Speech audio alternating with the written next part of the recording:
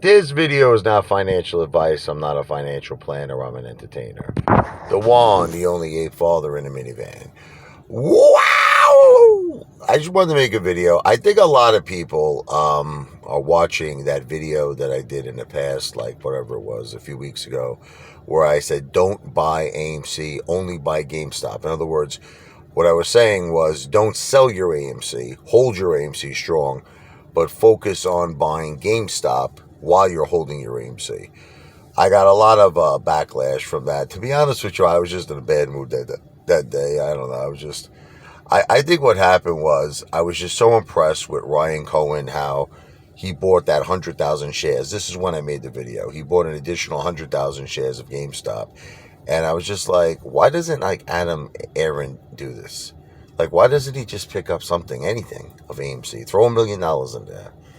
And it would bring so much confidence back, to our family. And I just had a really bad day. So I snap sometimes. I get like a little, like, that song by Billy Joel, darling, I don't know why I go to extremes. One more time.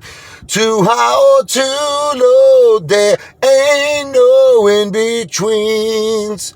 I really have that like kind of manic, whatever it is, depressive, or ups and downs, bipolar thing going on. And the problem is I'm also Sicilian, I'm Italian, and I vent.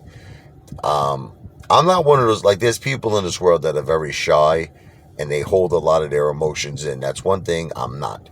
I do not hold any feelings, any thoughts, but it got me in a lot of trouble in my life because I tell it like, I've been like this my whole life. I tell it like it is. Like, I'll tell you a funny story. I was 5 years old and I was in the Brooklyn talent show. It was the King's Plaza talent show. And I'm like a 5-year-old kid, you understand? So I'm singing, and they had, I guess, their piano player for the King's, Plaza talent show. In other words, she was the piano player for everybody. So I'm up there and I'm singing that song, The Greatest American Hero. A little rendition of just, look at what's happened to me. I can't believe in myself. Suddenly I'm on top of the world. Should have been somebody else. Come on. Believe it or not, I'm walking on air. I never thought I could feel so free. Flying away on a wind and a prayer. Who could it be? Believe it or not, it's just me. Yeah. I sang it much better when I was 5. I had a higher voice. But so I didn't like the way the piano player was playing it. So I just felt like she was offbeat, whatever. And I as I'm singing, I'm like, look at what's happened to me. Excuse me 1 second, ladies and gentlemen. Piano player, keep the tempo. Come on. You're too slow. You need to speed it up. Like, I'm a 5-year-old kid, and I'm saying this. Everybody in the audience was dying laughing. They thought it was like a comedy act. The funny thing is, I was actually being serious. I wasn't joking around. So I'm singing again. I can't believe myself. Come on. Suddenly I'm on top of the world. And I stop. Piano player, you suck balls. Okay, maybe I didn't say at 5 years old she sucks balls, but I did say she sucks. So the girl gets up hysterically crying, runs off the stage. Even at 5 years old, I tormented. It's somewhat to the point where they got hysterical. She ran off. I winded up singing the song instrumental. I got a standing ovation. They thought I was a comedian. I remember this one guy. He had like this beard. I still remember this vividly as a child. And this guy spit his whole drink out. He was dying laughing. Even then, I was funny, But I just want to make an apology to all of my AMC ape brothers and my ape sisters. I was having a bad day. My wife, became Adrian that day. She spoke to me. She said, Richard, you are the ape father. People look up to you. You can't say to stop buying AMC. You just can't. You have to apologize. You have to stay the course.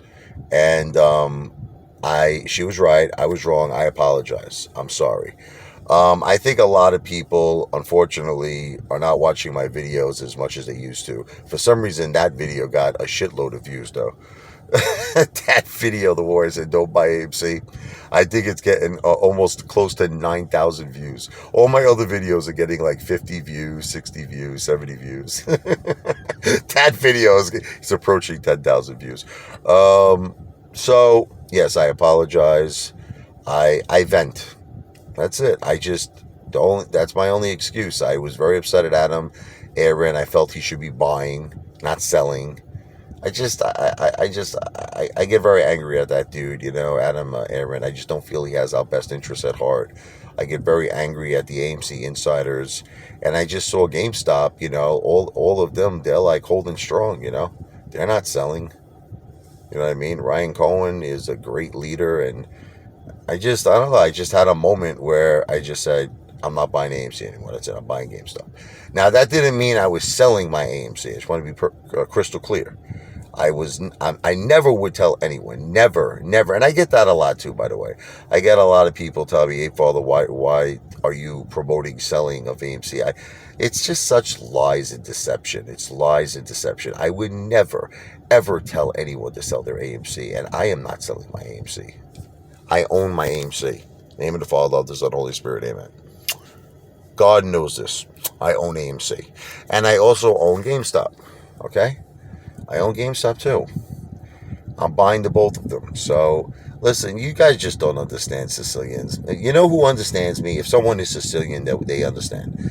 My father, may he rest in peace, when he was angry, sometimes he said things to me that he didn't mean. But I know he loved me, but out of anger, that's just the way the Sicilians are. He said some things that were horrible to me sometimes. He really did, And he didn't mean it, but it was out of anger.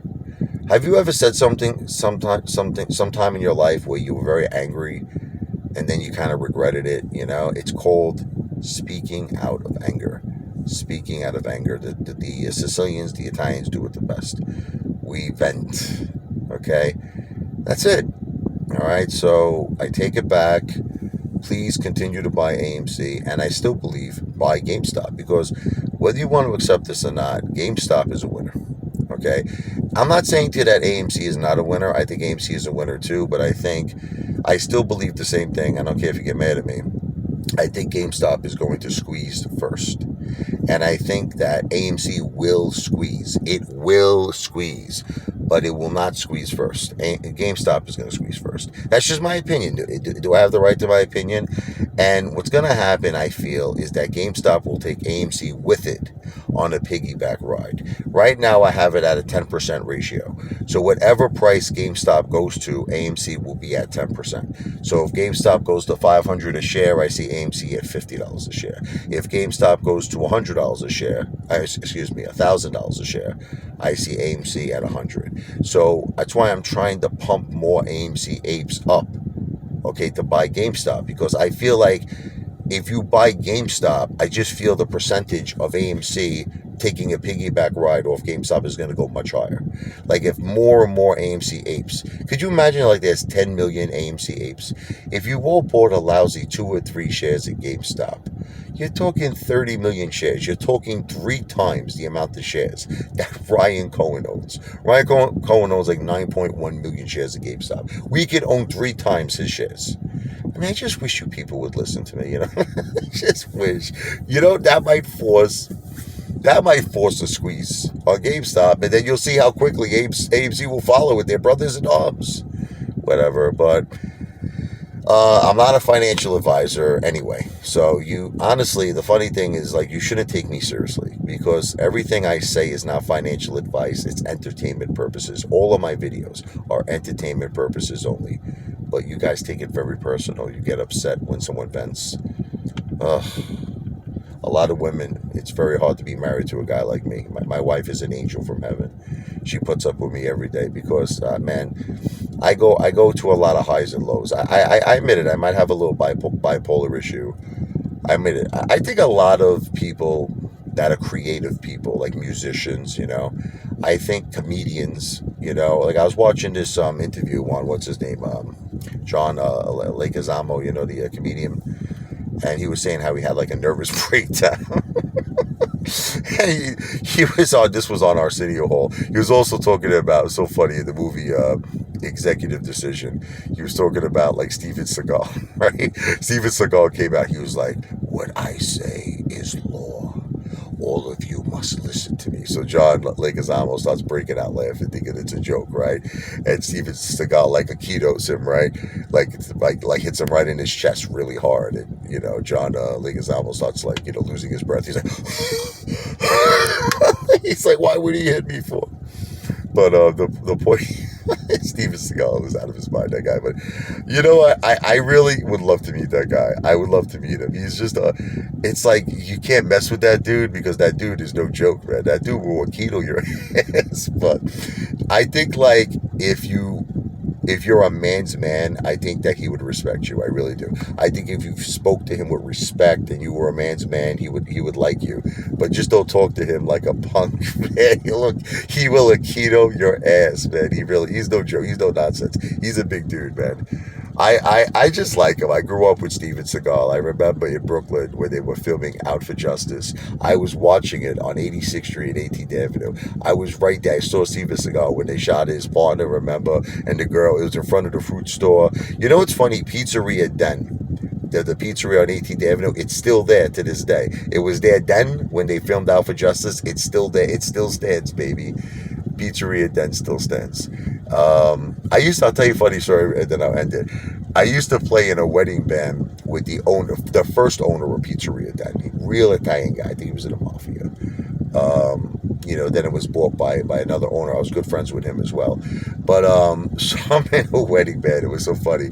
We were doing that song by Gloria Estefan. You know that 1, 2, 3, 4. Come on, baby, say you love me 5, 6, 7 times. We're jamming out. It's like I was with my friend Joey. He was playing the drums, right? As we were talking, they're bringing in all this Italian food. They were wise guys. It was great. It was just a great experience. I mean, we did a few gigs with them. The guy always paid me in cash. He took care. Say, Richie, come here. Very care. Richie, you played the keyboard very good. I said, thank you. I said, I appreciate it. Thank you very much. And he goes, here, take this. He'll pull out like $500. I loved playing with those guys, man. Those guys had money. They had so much food. It was the greatest. Unfortunately, I don't know, something happened. He might have went. I don't know what happened to him, but when he sold the business, he just disappeared, and that was the end of that. Just never spoke to him again. But the new owner of Pizzeria Den is a good guy too. Anyway, so that's the breakdown. Apefather out.